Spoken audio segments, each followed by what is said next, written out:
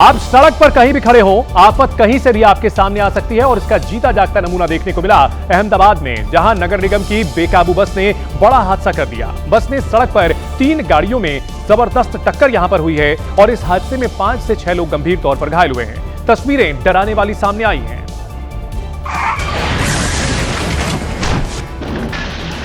बस की टक्कर से इलाका कांप उठा। देखने वालों को तो यकीन ही नहीं हो पा रहा था कि आखिर हुआ क्या है। बस की टक्कर से ऑटो टाटा 407 गाड़ी तो पूरी तरह से पलट ही गई, जबकि स्कूल वैन का बुरा हाल हो गया, जिसमें बच्चे सवार बताए जा रहे थे। अहमदाबाद में गोटा ब्रिज के पास सड़क पर एक ऑटो खड़ा था, तो वहीं दूसरी तरफ से स्कूल वैन रोड पार कर रही थी, जबकि तीसरी गाड़ी यानी मालवाहक गाड़ी का ड्राइवर भी रोड पार कर दूसरी तरफ जाने की तैयारी में था। लेकिन तभी हाहाकार मच गया। वो तो गनीमत रही कि ये बाइक सवार पीछे ही छूट गया था, वरना इसका तो न जाने क्या होता। टक्कर के बाद अफरा तफरी मच गई। लोग बस से नीचे उतर आए और बस ड्राइवर को पकड़कर पुलिस के हवाले कर दिया। हादसा कैसे हो गया, इसकी जानकारी नहीं मिल पाई।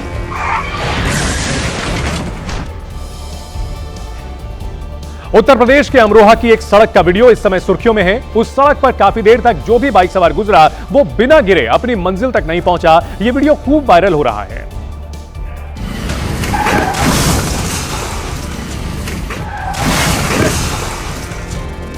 जो भी सड़क पर आया वो शिकार हो गया।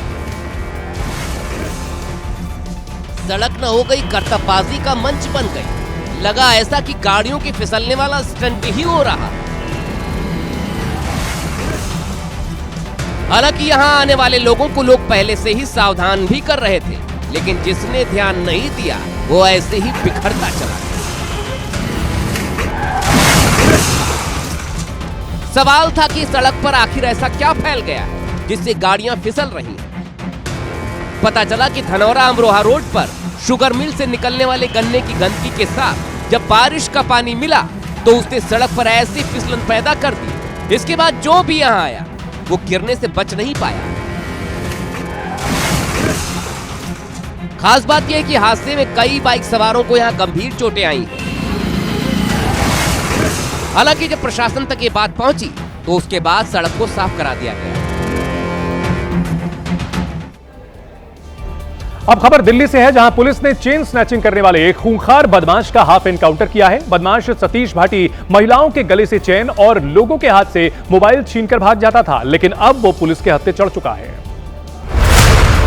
दिल्ली पुलिस ने जिस बदमाश का एनकाउंटर किया, उस बदमाश का मोबाइल छीनते हुए उसका एक वीडियो भी सामने आया है। वीडियो में देखा जा सकता है कि पल्सर बाइक चलाते हुए बदमाश सतीश भाटी अपने एक साथी के साथ आया और युवक के हाथ से मोबाइल छीनकर भाग गया।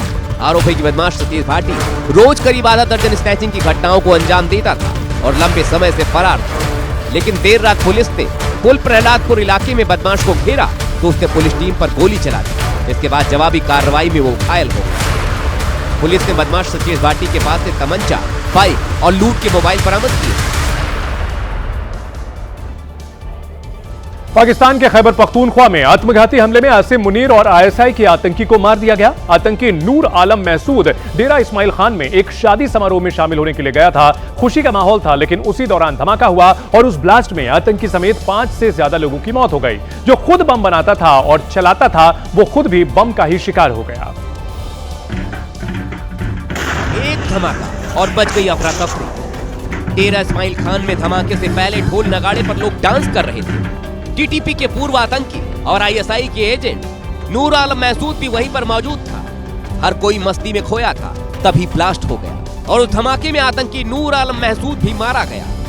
इस आत्मघाती हमले में आतंकी समेत 5 से ज्यादा लोग मारे जा चुके हैं, जबकि 30 से ज्यादा लोग घायल हैं। आतंकी नूर आलम महसूद के घर पर शादी समारोह का आयोजन हो रहा था, जिसमें उसने कई खास लोगों को बुलाया था। इस ब्लास्ट के पीछे टीटीपी का हाथ होने की आशंका जताई जा रही है, क्योंकि साल 2016 में नूर आलम महसूद टीटीपी के जज्ब-ए-अज़्ब ऑपरेशन के विरोध में टीटीपी से अलग हो गया था और आईएसआई से उसने हाथ मिला लिया था।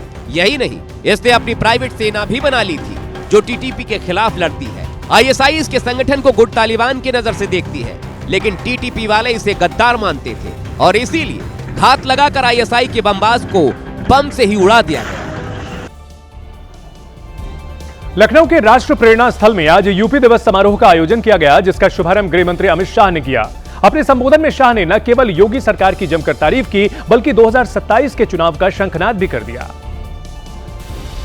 अमित शाह ने विपक्ष पर परिवारवाद का आरोप लगाया और 2027 में एक बार फिर बीजेपी की सरकार बनाने की अपील की।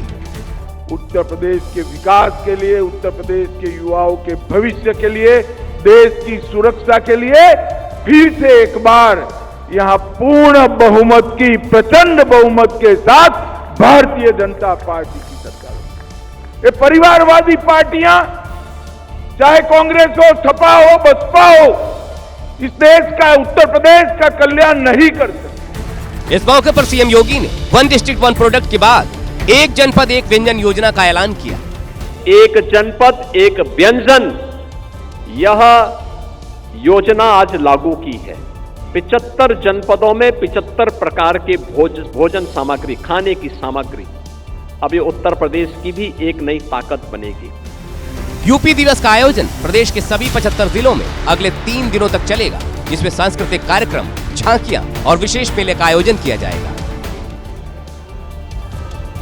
बाबा महाकाल की नगरी उज्जैन के तराना कस्बे में हुए सांप्रदायिक बवाल के बाद हालात अब भी तनावपूर्ण बने हुए हैं। तराना कस्बे में भारी पुलिस फोर्स तैनात है। वहीं जिन उपद्रवियों ने उज्जैन को सुलगाया, अब उनका इलाज भी शुरू हो गया है। उज्जैन के उपद्रवियों पर पुलिस सख्त है। गुरुवार और शुक्रवार को हुए बवाल के बाद पुलिस ने अब सख्त एक्शन लिया है। पुलिस ने बवाल में शामिल 19 उपद्रवियों को गिरफ्तार किया है। उज्जैन में शांति भंग, हिंसा फैलाने के मामले में 4 एफआईआर दर्ज हुई हैं। हिंसा से जुड़े सीसीटीवी फुटेज खंगालकर पुलिस उपद्रवियों की पहचान कर रही है। उपद्रवियों की धरपकड़ तेज हो चुकी है तो तराना कस्बे में खलबली है। पुलिस का डर इतना है कि लोग घरों में दुबके हैं। जो लोग बाहर निकल रहे हैं वो भी अब यहाँ हिंदू मुस्लिम एकता की मिसालें दे रहे हैं। दिल मिल जाएंगे सब सामान्य, दिल जुदा हुए ही नहीं है, दिल मिले हुए ही है। ये तो कुछ आपसी मामले में हो सकती है। बद का तराना है, ये तो सब मिलजुल के एकत्रित होकर रहते हैं यहाँ पे। तराना में अब मोहब्बत, भाईचारे और आपसी सौहार्द के तराने गाए जा रहे हैं, लेकिन गुरुवार और शुक्रवार के उस खौफनाक मंजर को भुलाया नहीं जा सकता जब 200 से ज्यादा दंगाइयों ने नमाज के बाद हिंसा और तोड़फोड़ की थी। हिंदुओं के पाठक शेरी मोहल्ले में हमला किया था, बसों में आग लगाई गई थी, हिंदुओं को चुन चुन कर निशाना बनाया गया था। जब भी कहीं दंगा और बवाल होता है तो उपद्रव के बाद एक बात बड़ी कॉमन कही जाती है, और वो बात यह है कि दंगाई स्थानीय नहीं थे, वो बाहर से आए थे। और तराना में हुई हिंसा के बाद भी यही राग आलापा जा रहा है। सबने देखा कि नमाज के बाद उपद्रवियों ने शहर को हिंसा की आग में झोंका, लेकिन दावा है कि उन उपद्रवियों का कहीं न कहीं बचाव किया जा रहा है। दावा किया जा रहा है कि यह सांप्रदायिक तनाव नहीं था, 2 लोगों के बीच का झगड़ा था। लेकिन सवाल है कि अगर ये सांप्रदायिक तनाव नहीं था, 2 लोगों का झगड़ा था, तो फिर दंगाइयों का झुंड हिंदू मोहल्ले में क्यों घुसा? सवाल ये भी है कि हिंदुओं के घरों पर पत्थरबाजी करने वाले आखिर कौन थे? और सबसे बड़ा सवाल है कि अगर ये 2 लोगों का झगड़ा था, तो मंदिरों में पत्थरबाजी क्यों हुई? ये ऐसे सवाल हैं जिनका जवाब शायद ना मिले, लेकिन शहर काजी शफीउल्लाह की भी यही राय है कि मामले को सांप्रदायिक रंग ना दिया जाए। लड़ाई कैसे ऐसे तब्दील हो गई कि घरों में पत्थर फेंके जा रहे हैं, मंदिरों में पत्थर फेंके जा रहे हैं, मस्जिदों में पत्थर, जैसे भी हुआ निजी मामला। सच तो यह है कि हर बार हर जगह हिंसा करने के बाद उपद्रवी शांति का पैगाम देकर बचने की कोशिश करते हैं, लेकिन उज्जैन की मोहन यादव सरकार इस मामले में सख्त है। पुलिस को सख्त आदेश है कि कोई भी दंगाई बचने ना पाए। तराना में हुई हिंसा के बाद चारों तरफ सन्नाटा पसरा है। धारा 144 लागू है, अघोषित कर्फ्यू जैसे हालात हैं, तो पुलिस हालात को सामान्य करने में जुटी है। शांति का संदेश देने के लिए डीएम और एसपी उसी जगह पहुंचे जहां 2 दिनों तक हिंसा हुई थी। डीएम एसपी ने वहीं एक दुकान पर समोसा खाया और संदेश दिया कि हालात सामान्य हैं। कोई भी किसी प्रकार की अफवाह पर ध्यान ना दें और शहर में शांति व्यवस्था कायम रखने में अपना योगदान दें। दोनों पक्षों के नुमाइंदे हैं, उनसे लगातार बातचीत हो रही है और सभी से हम लोगों ने अनुरोध किया है कि नॉर्मलसी को रिस्टोर करें। हालात पटरी पर लौट रहे हैं, लेकिन हिंदू पक्ष मांग कर रहा है कि जिन लोगों ने उनके घरों पर हमला किया वो दंगाई बचने नहीं चाहिए।